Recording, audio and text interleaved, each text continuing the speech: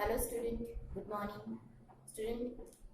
आज हम इस वीडियो में जो है नेक्स्ट थियोरी कि मेंडल के जो एक्सपेरिमेंट थे वो एक्सेप्टेड क्यों नहीं हुए थे उसके बारे में हम डिस्कस करेंगे। स्टूडेंट, हमने लास्ट वीडियो में देखा था कि मेंडल के जो एक्सपेरिमेंट थे उसमें हमने 1 जीन एक्सपेरिमेंट देखा, 2 जीन एक्सपेरिमेंट देखा।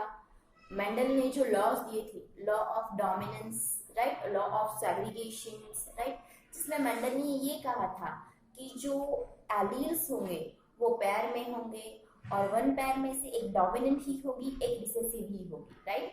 ऐसा कुछ अपने लॉज में कहा था, राइट। जब तक डोमिनेंट प्रेजेंट होता है रिसेसिव एक्सप्रेस नहीं होता है, ऐसा कुछ मेंडल ने अपने लॉ ऑफ डोमिनेंस में बताया था, राइट।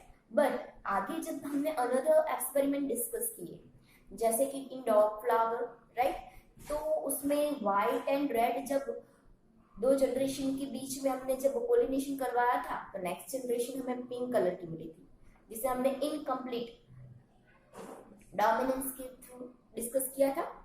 देन हमने लास्ट वीडियो में कोडोमिनेंस पढ़ा कि जहां पे एक साथ मल्टीपल एलील्स प्रेजेंट है और उस मल्टीपल एलील्स में आपने देखा कि some of the genes, some of the allele express together, right, एक साथ 2 एलील एक्सप्रेस होते हैं, जिसे हमने कोडोमिनेंस कहा था। वो हमने ब्लड ग्रुपिंग, जो एबीओ ब्लड ग्रुपिंग है ह्यूमन बीइंग में, उसके बेसिस पे हमने डिस्कस किया था, राइट। तो यहाँ पे हमने मेंडल के एक्सपेरिमेंट के साथ कुछ ऐसे क्राइटेरियाज मिले कि जो क्या हो रहे थे कि मेंडल के एक्सपेरिमेंट को 100% वो राइट ही है ऐसा हम नहीं कह सकते थे, राइट। सो जब मेंडल ने अपना ये सारे एक्सपेरिमेंट जब रखे थे दैट टाइम उसकी जो एक्सपेरिमेंट है वो एक्सेप्टेड नहीं हुए थे, राइट। तो अब हम देखेंगे इसके पॉइंट्स की व्हाई कि मेंडल एक्सपेरिमेंट जो है वाज नॉट एक्सेप्टेड। ओके, तो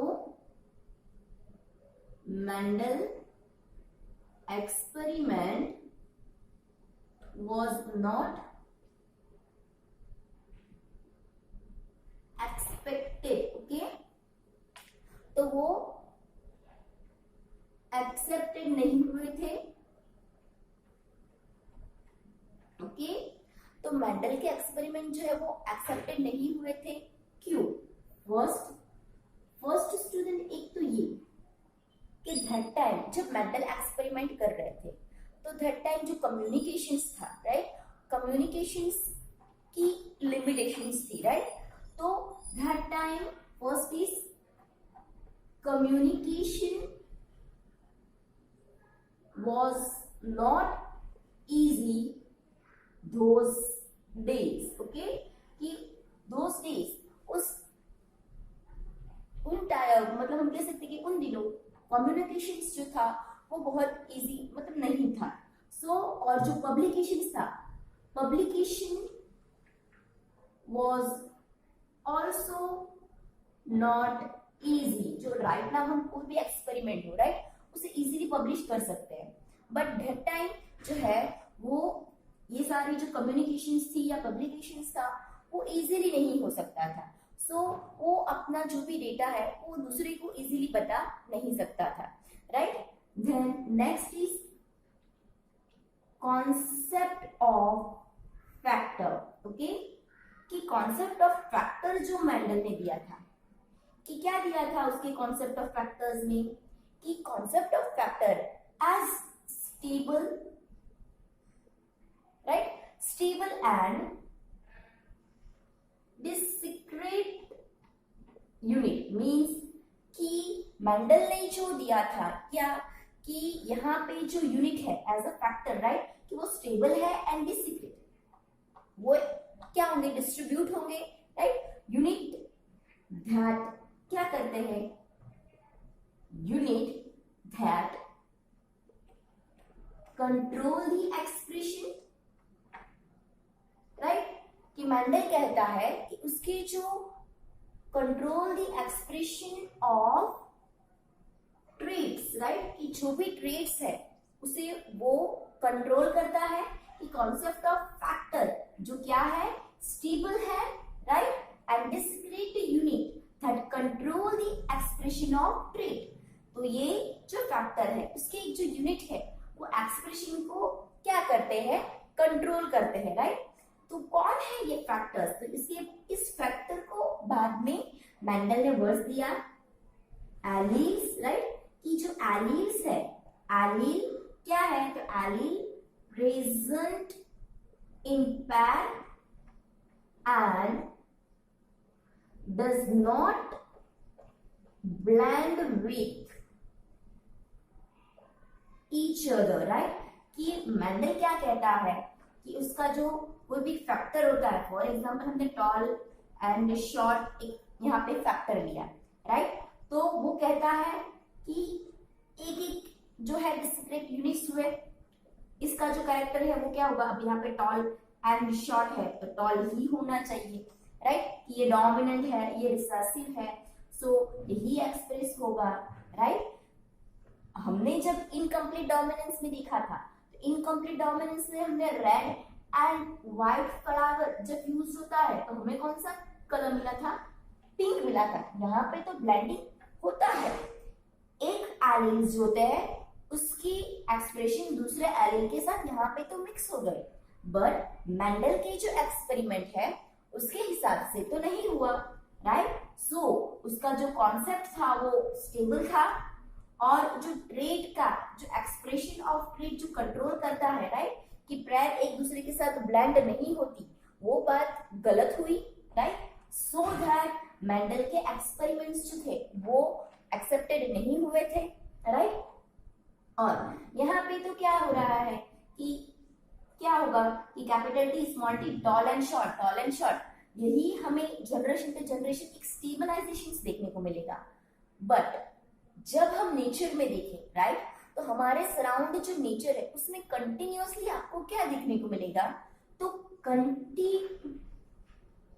continuously we observe variation, right, कि हमारे सराउंड जो है हमें कंटिन्यूअसली वेरिएशंस देखने को मिलेगा। बट अकॉर्डिंग टू मेंडल उसके कैरेक्टर्स में जो है उस स्टेबलाइजेशंस देखने को मिल रहा है, राइट। सो दैट ये मेंडल एक्सपेरिमेंट नहीं एक्सेप्टेड हुआ।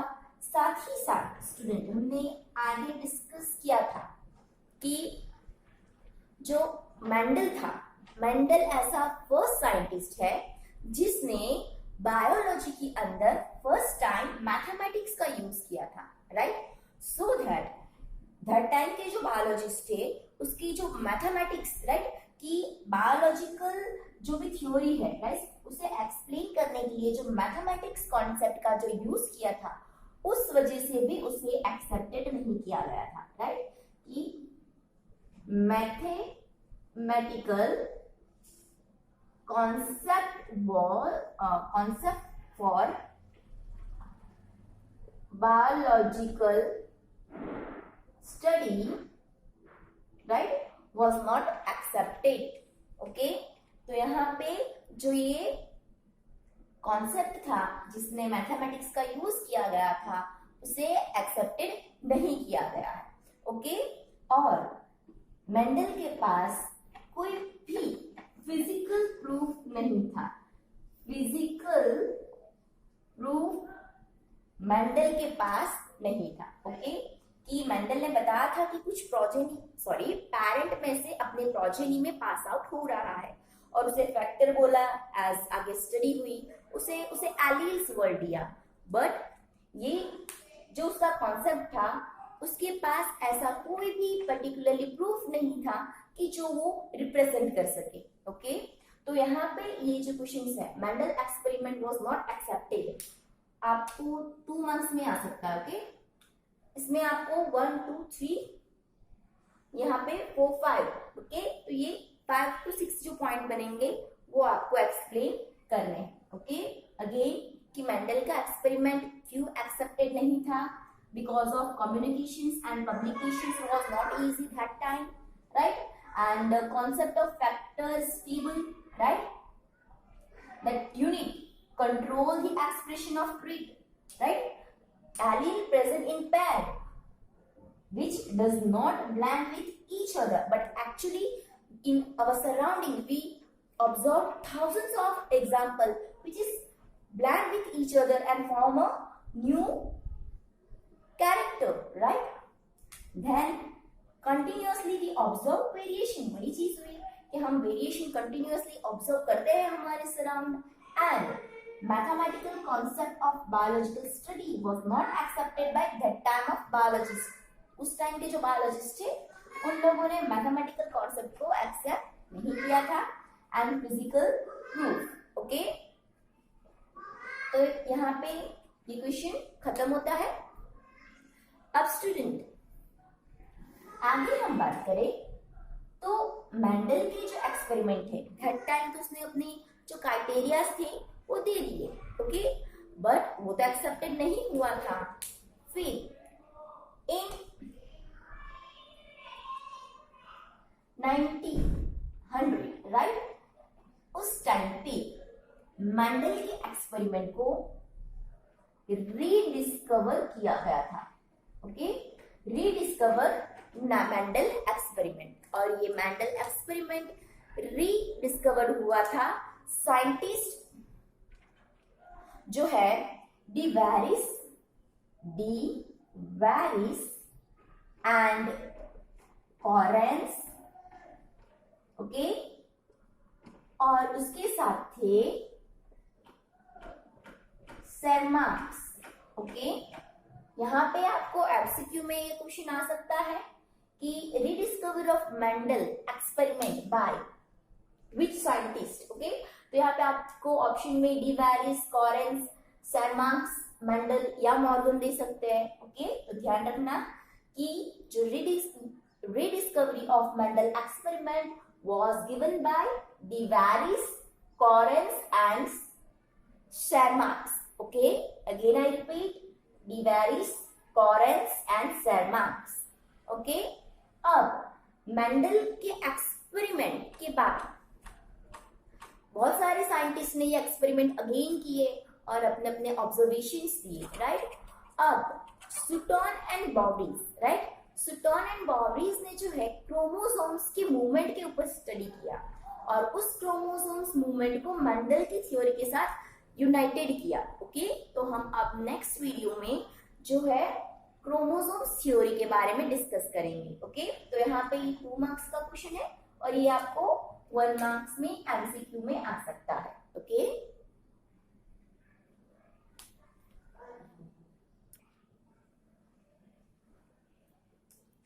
Student in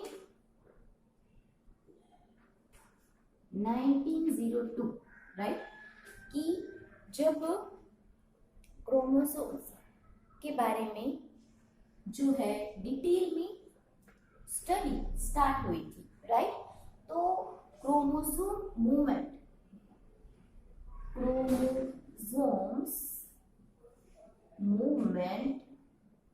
was studied by जो क्रोमोसोम्स की मूवमेंट होती है during meiosis. Okay, chromosomes movement during meiosis. Okay, study by Walter. Okay, Walter Sutton and Theodor Boveri. Okay, यहाँ पे student क्या हुआ कि इन 1900 जो है मेंडल के एक्सपेरिमेंट रीडिस्कवर हुए. ओके, उसके बाद बहुत सारे साइंटिस्ट ने अगेन वो एक्सपेरिमेंट स्टार्ट किए. ओके, जिसमें वॉल्टर सुटॉन एंड थियोडर बॉबरी ने इन 1902 में chromosomes movement during the meiosis. Okay, तो स्टूडेंट आपको मियोसिस पहले तो याद है, व्हाट इज मियोसिस? हाँ, तो हमने ये पढ़ा था cell cycle and cell division में. ओके, कि जो सेल होते हैं fundamental unit of life cell, तो सेल का फॉर्मेशन कैसे होता है? तो सेल जो होता है वो हमने पढ़ा था कि जो प्री एग्जिस्टिंग सेल है उसमें से डिवीजन होके 2 सेल बनते हैं. राइट, और इस तरह से डिवीजन होके जो है सेल फॉर्मेशन होती है. ओके, ऐसा हमने 11th में पढ़ा था. स्टूडेंट यहाँ पे जो है सेल डिवीजन में हमें 2 टाइप्स के डिवीजन पढ़े थे, one is meiosis and one is mitosis, right? meiosis and mitosis के बारे में हमने पढ़ा था। तो स्टूडेंट मेटोसिस कहाँ पे होता है, याद है आपको? तो मेटोसिस कौन से टाइप ऑफ सेल में होता है? तो मेटोसिस अकरिंग टू स्टोमैटिक सेल, राइट? हमारे बॉडी के जो स्टोमैटिक सेल्स है, राइट, उसमें होगा। whereas meiosis occurring to gametes, okay, जो हमारे गैमेट्स है उसके अंदर मेयोसिस देखने को मिलता है, राइट? तो गैमेट्स में मेयोसिस कैसे देखने को मिलेगा? तो यहाँ पे पहले तो सेल डिविजन की मेनली कितने फेज है? सेल डिविजन मेनली 2 फेज में होते हैं, right? First is interphase, right? याद रहे आपको, हमने किया था, जिसमें interphase divide into G1 S and G2 phase, right? Then G2 continue to either mitosis, अगर गैमेट सेल में हो रहा है तो मेयोसिस को कंट्रोल करेगा, ओके? अब मेयोसिस स्टूडेंट 2 पार्ट में होता है। मेयोसिस 1 जिसमें okay prophase 1, metaphase 1, anaphase 1, then telophase 1, okay? इस तरह से मेनली ये 1 2 3 4 5 फेज से डिवाइड है। At the end of telophase यहाँ पे क्या होता है स्टूडेंट? ये सेल है, सेल के अंदर जो भी कंपोनेंट्स है वो सिंथेसाइज होना स्टार्ट हो जाएंगे, जस्ट लाइक कि एक में से 2 बनने वाला है तो उसके अंदर जो कंपोनेंट्स होंगे जैसे कि न्यूक्लिक एसिड, राइट, डीएनए जो है वो यहाँ पे एस को इसमें सिंथेसिस होगा और G2 फेज में आते आते उसका क्या हो जाएगा? तो एक के वो समझ लो कि एक क्रोमोसोम था तो एक के 2 हो जाएंगे, okay?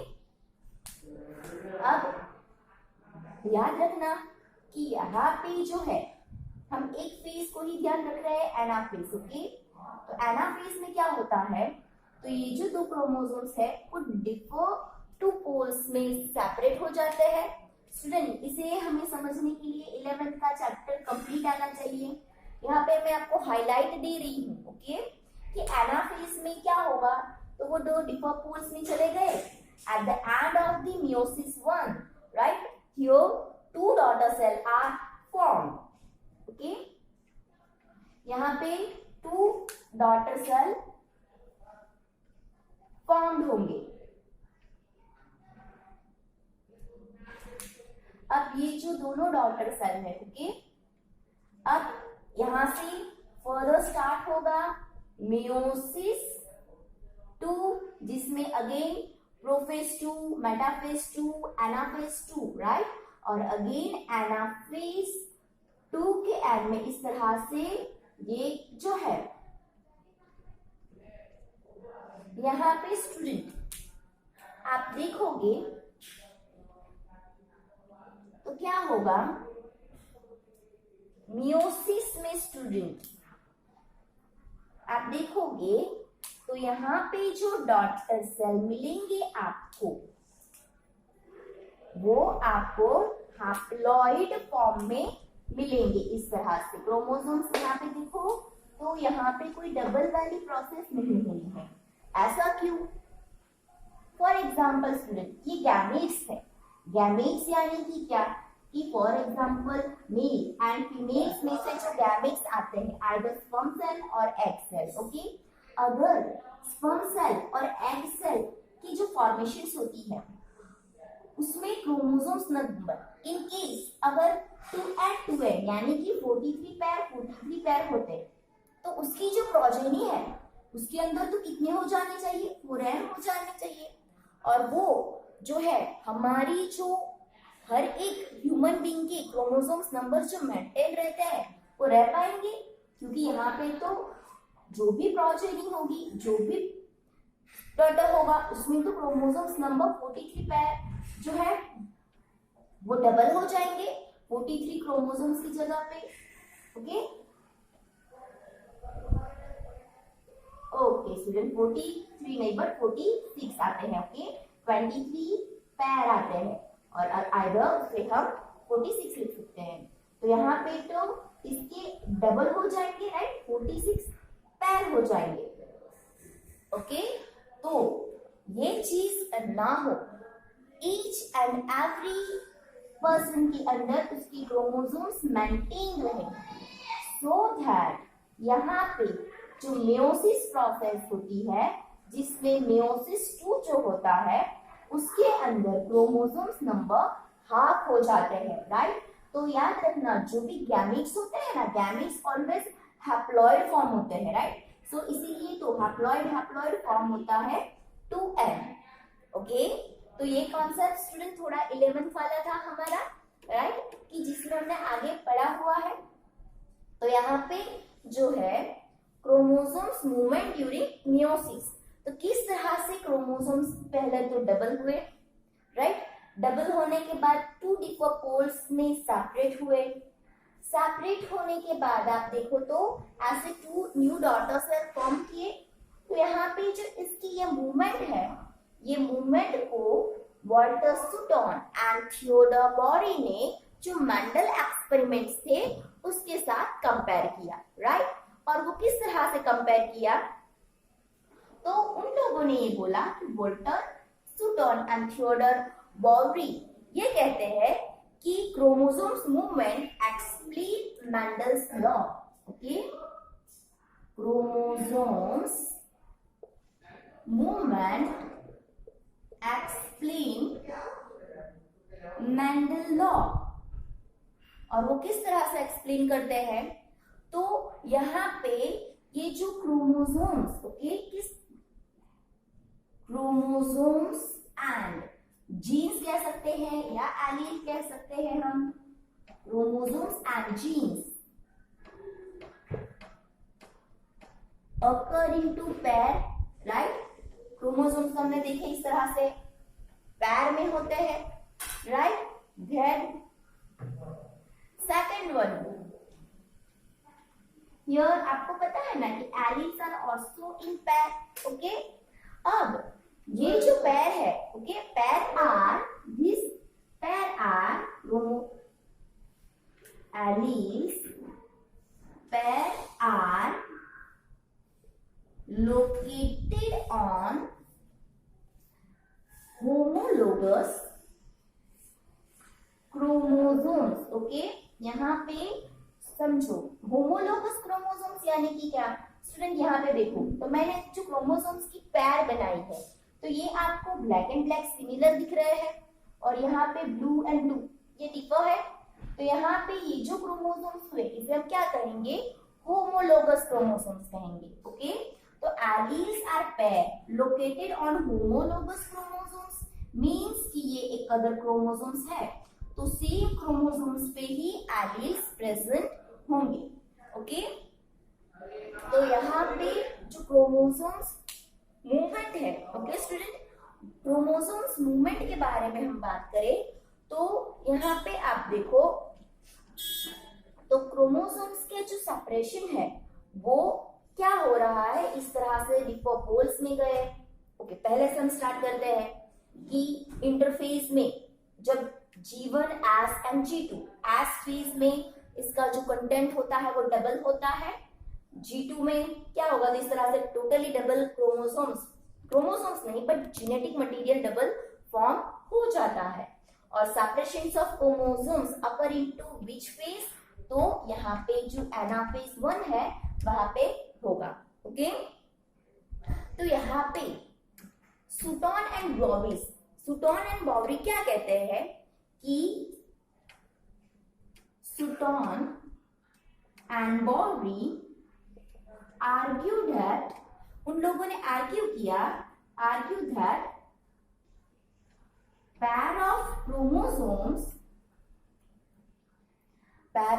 chromosomes, right, pair of chromosomes separations, okay, Fulton and Bowlby explain that pair of chromosomes separation also leads to separation of factor और एलील्स भी कह सकते हैं और इसे अभी तक हम जीन्स भी कह सकते हैं। ओके, कि जब यहाँ पे आप देखो तो एक ये दो क्रोमोसोम सेपरेट हुए यहाँ पे, तो ये जब क्रोमोसोम सेपरेट हुए तब उसके साथ इसके ऊपर जो एलील्स होते हैं वो भी उसके साथ सेपरेट होंगे। फॉर एग्जाम्पल, ये जो क्रोमोसोम था इसके ऊपर ये एलील था, राइट, तो उसके साथ साथ यहाँ पे एलील्स थे, तो जब इसका डिवीजन हुआ तब उसके साथ साथ इसके ऊपर जो फैक्टर्स थे वो भी क्या होंगे, वो सेपरेट होंगे। तो स्टूडेंट, यहाँ पे आपकी बुक में टेबल दिया गया है जिसमें लिखा गया है कि डिफरेंस बताया है क्रोमोसोम्स एंड फैक्टर्स और एलील्स के बीच में, जिसमें बताया गया है कि chromosomes and allele both occur into पैर। ओके, कि वो समझो क्रोमोसोम्स होंगे तो क्रोमोसोम्स पैर में होंगे, एलील्स अगर है तो एलील्स भी पैर में होंगे, राइट। जब सेपरेशन ऑफ क्रोमोसोम्स होता है तो सेपरेशन ऑफ क्रोमोसोम्स के टाइम पे जब गैमेट्स फॉर्म होते हैं, राइट, इस तरह से गैमेट्स फॉर्म हुआ तब क्रोमोसोम सेपरेट हुए, दैट टाइम उसके ऊपर जो एलील्स होंगे, alleles are also separated, right, वो सेपरेट होंगे। सो यहाँ पे सुटॉन एंड थियोडोर बाउरी ने कहा कि मेंडल ने भी तो कुछ ऐसा ही कहा था कि क्या होता है, कोई फैक्टर जो होता है वो अपने पेरेंट में से प्रोजेनी में आता है, राइट। तो यहाँ पे सुटॉन एंड बाउरी ने मेंडल के लॉ को आगे जाके उसके साथ क्या किया, कंबाइन किया या यूनाइटेड किया, राइट, कि Sutton and Boveri United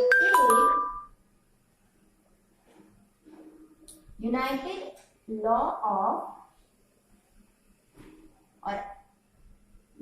Mendel with